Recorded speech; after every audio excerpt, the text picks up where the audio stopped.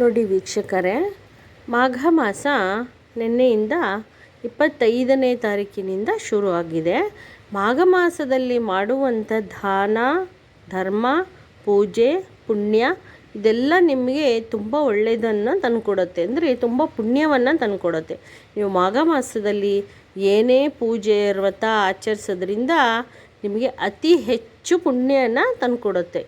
ಬೆಳಗಿನ ಜಾವ ಅಂದರೆ ಬ್ರಾಹ್ಮಿ ಮುಹೂರ್ತದಲ್ಲಿ ಎದ್ದು ನೀವು ಪೂಜೆಗಳನ್ನೆಲ್ಲ ಮಾಡೋದ್ರಿಂದ ಬ್ರಾಹ್ಮಿ ಮುಹೂರ್ತದಲ್ಲಿ ಮನೆಯಲ್ಲಿ ಎದ್ದು ನೀವು ದೀಪ ಹಚ್ಚಿ ನಂತರ ನೀವು ಹರಳಿಕಟ್ಟೆ ಹಾಗೂ ಎಕ್ಕದ ಗಿಡಕ್ಕೆ ದೀಪ ಹಚ್ಚಿ, ನೀವು ತುಪ್ಪದ ದೀಪ ಹಚ್ಚಿ, ಮತ್ತು ಹತ್ತಿ ಗಿಡ ಗೊತ್ತಲ್ಲ ನಿಮಗೆ, ಅದರಲ್ಲಿ ತ್ರಿಮೂರ್ತಿಗಳ ವಾಸ ಇರುತ್ತೆ, ದತ್ತಾತ್ರೇಯ ವಾಸ ಇರುತ್ತೆ. ನೀವು ಹತ್ತಿ ಮರಕ್ಕೆ ನೀವು 9 ರೌಂಡ್ ಹಾಕಬೇಕು. ಬೆಳಗಿನ ಜಾವ ಎದ್ದು ನೀವು ತುಪ್ಪದ ಬತ್ತಿ ಹಚ್ಚಿಬಿಟ್ಟು ಈ ಮಾಘ ಮಾಸದ ದಿನ ನೀವು ಒಂದು 3:30 ಇಲ್ಲ 4 ಗಂಟೆಗೆ ನೀವೆಲ್ಲ ಎದ್ದು ಸ್ನಾನ ಮಾಡಿ ಎಲ್ಲ ರೆಡಿ ಮಾಡಿಕೊಂಡು ನೀವು ಸ್ನಾನ ಮಾಡಿಬಿಟ್ಟು ಮನೆಯಲ್ಲಿ ಫಸ್ಟು ನೀವು ವಿಷ್ಣು ವಿಗ್ರಹ ಹಾಗೂ ಪ್ರಭು ಶಿವನ ವಿಗ್ರಹ ಇದ್ದರೆ ನೀವು ಹಾಲು, ಮೊಸರು, ಜೇನುತುಪ್ಪ, ಸಕ್ಕರೆ ಇಷ್ಟನ್ನೆಲ್ಲ ಹಾಕಿ ನೀವು ಅಭಿಷೇಕ ಮಾಡ್ಕೊಳ್ಳಿ. ಅಭಿಷೇಕ ಮಾಡಿ ನೈವೇದ್ಯ ಎಲ್ಲ ಅರ್ಪಣೆ ಮಾಡಿ ನಿಮ್ಮ ಸಂಕಲ್ಪ ಇಟ್ಕೊಳ್ಳಿ. ಇಷ್ಟು ದಿನ ನಾನು ಪೂಜೆ ಮಾಡಬೇಕು ಅಂತ ಫಸ್ಟು ಒಂದು ಇದು ಮಾಡ್ಕೊಳ್ಳಿ, ಸಂಕಲ್ಪ ಇಟ್ಕೊಳ್ಳಿ. ಒಂದು 9 ದಿನ, 21 ದಿನ ಇಲ್ಲ 48 ದಿನ. ನೋಡಿ, 48 ದಿನ 21 ದಿನ ಅಂದರೆ ಇದು ಒಂದು ಮಂಡಲ ಲೆಕ್ಕ ಬರುತ್ತೆ. ನೀವು ಮಾಡೋದ್ರಿಂದ ನಿಮ್ಮ ಆಸೆ ಆಕಾಂಕ್ಷೆಗಳು ಅಭಿವೃದ್ಧಿಯಾಗಿ ಈಡೇರುತ್ತವೆ. ಎಲ್ಲ ನಿಮಗೆ ಕಷ್ಟ ಎಲ್ಲ ಪರಿಹಾರ ಆಗತ್ತೆ. ಕಷ್ಟ ಎಲ್ಲ ಹೋಗಿ ನಿಮಗೆ ಸುಖ, ಶಾಂತಿ, ನೆಮ್ಮದಿ ಇರುತ್ತೆ.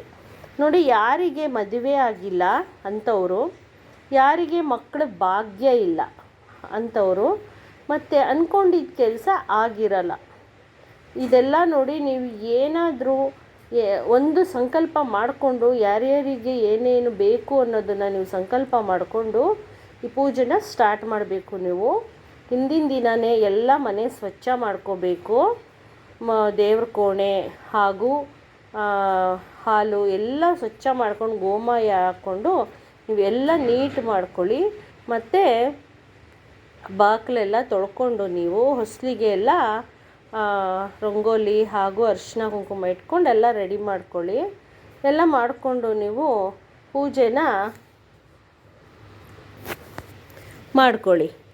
ಅನಂತರ ನೀವು ಮನೆಯಲ್ಲಿ ಬೆಳಗ್ಗೆ ಎದ್ದು ನೀವು ಎಲ್ಲ ರೆಡಿ ಮಾಡ್ಕೊಂಡು ಪೂಜೆ ಮಾಡ್ಕೋಬೇಕು. ಫಸ್ಟು ಅಭಿಷೇಕ ಮಾಡ್ಕೊಳ್ಳಿ, ದೇವರಿಗೆ ಹೂವು ನೈವೇದ್ಯ ಎಲ್ಲ ರೆಡಿ ಮಾಡ್ಕೊಂಡು ಇಲ್ಲಿ ಮುಗಿಸಿ ನೀವು ಮತ್ತು ಒಂದು ತಟ್ಟೆಯಲ್ಲಿ ನೀವೆಲ್ಲ ಇಟ್ಕೊಬೇಕು. ಅಕ್ಷತೆ, ಗೆಜ್ಜೆ ವಸ್ತ್ರ ಹಾಗೂ ದೀಪ ಬೆಳಗೋದಕ್ಕೋಸ್ಕರ ತುಪ್ಪದ ಬತ್ತಿಗಳು ಎಲ್ಲ ರೆಡಿ ಮಾಡಿಕೊಂಡು ನೀವು ಕರ್ಪೂರ ಹಾಗೂ ಎಲ್ಲ ರೆಡಿ ಮಾಡಿಕೊಂಡು ಬಾಳೆಹಣ್ಣು, ಒಳ್ಳೆ ಹೂಗಳು ಎಲ್ಲ ಸ್ವಚ್ಛವಾಗಿರಬೇಕು ಮತ್ತು ಫ್ರೆಶ್ ಆಗಿರಬೇಕು ಹೂಸೆಲ್ಲ. ಈಗ ಎಲ್ಲ ತಗೊಂಡು ನೀವು ದೇವಸ್ಥಾನಕ್ಕೆ ಹೋಗಿ ಎಲ್ಲ ದೇವಸ್ಥಾನ ಎಲ್ಲ ಪೂಜೆ ಮಾಡ್ಕೊಂಡು ನೀವು 6 ಗಂಟೆ 6:30 ಒಳಗಡೆ ನೀವು ಬಂದುಬಿಡಬೇಕು. ಪೂಜೆ ಎಲ್ಲ ಮಾಡ್ಕೊಂಡು ಸಂಕಲ್ಪ ಎಲ್ಲ ಕೇಳ್ಕೊಂಡು ಈ ರೀತಿ ನೀವು 21 ದಿನ 48 ದಿನ.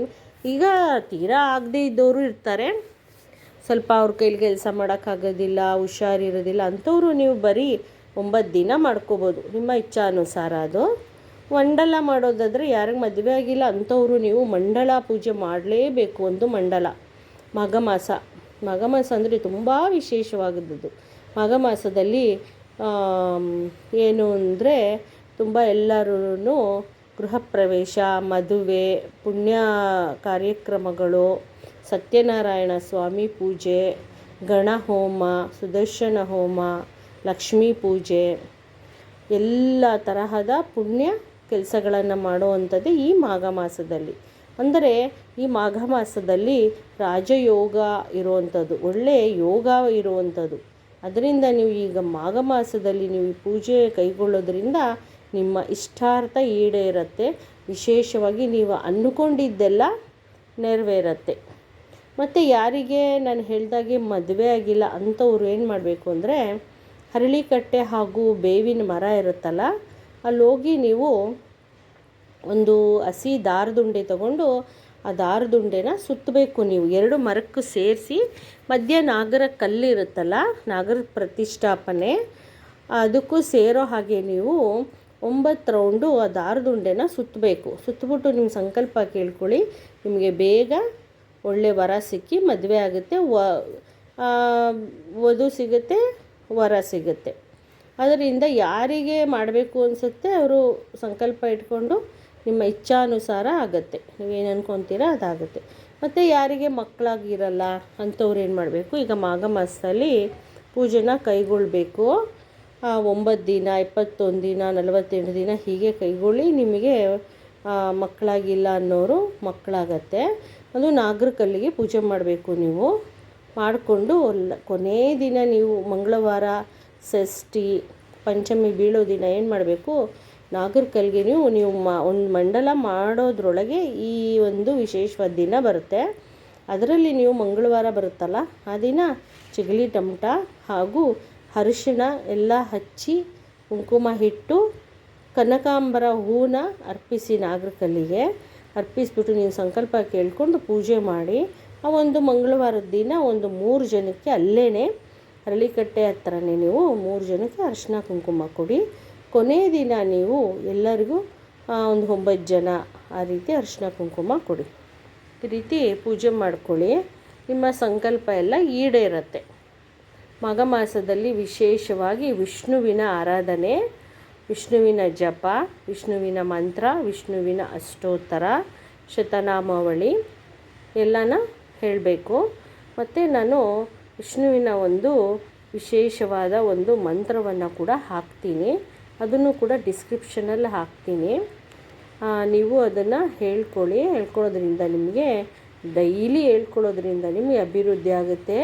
ಸಾಕ್ಷಾತ್ ಮಹಾಪ್ರಭುವಿನ ಆಶೀರ್ವಾದ ಸಿಗತ್ತೆ ನಿಮಗೆ. ನೋಡಿ,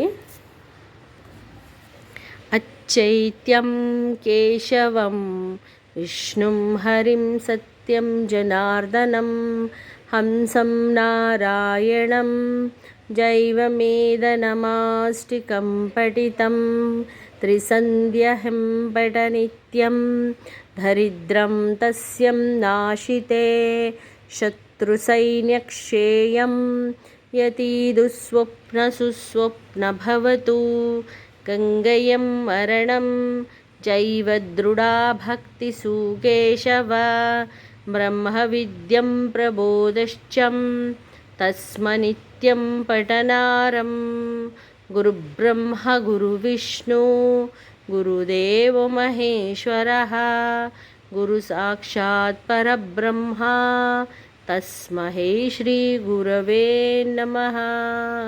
ನೋಡಿ, ಇದನ್ನು ಡೈಲಿ 3 ಟೈಮ್ ಹೇಳ್ಕೊಳ್ಳೋದ್ರಿಂದ ನಿಮ್ಮ ಮನೆಯಲ್ಲಿ ತುಂಬ ಅಭಿವೃದ್ಧಿ ಆಗುತ್ತೆ. ಸಾಕ್ಷಾತ್ ವಿಷ್ಣು ಪ್ರಭುವಿನ ಆಶೀರ್ವಾದ ಸಿಗುತ್ತೆ. ಈ ಮಂತ್ರನ ಈಗ ಮಾಘ ಮಾಸದಲ್ಲಿ ಹೇಳ್ಕೊಳ್ಳಿ ವೀಕ್ಷಕರೇ. ಮತ್ತು ನಿಮಗೆ, ನಿಮ್ಮ ಮಕ್ಕಳಿಗೆ, ನಿಮ್ಮ ಕುಟುಂಬಕ್ಕೆ ಎಲ್ಲ ಒಳ್ಳೆಯದಾಗಲಿ. ಮತ್ತು ನಾನು ಕೇಳ್ಕೊತೀನಿ ಎಲ್ಲರಿಗೂ ಒಳ್ಳೆಯದಾಗಲಿ. ಮತ್ತು ನನ್ನ ಚಾನಲ್ನ ಸಬ್ಸ್ಕ್ರೈಬ್ ಮಾಡಿ, ಲೈಕ್ ಮಾಡಿ, ಶೇರ್ ಮಾಡಿ ವೀಕ್ಷಕರೇ. ನಮಸ್ತೆ.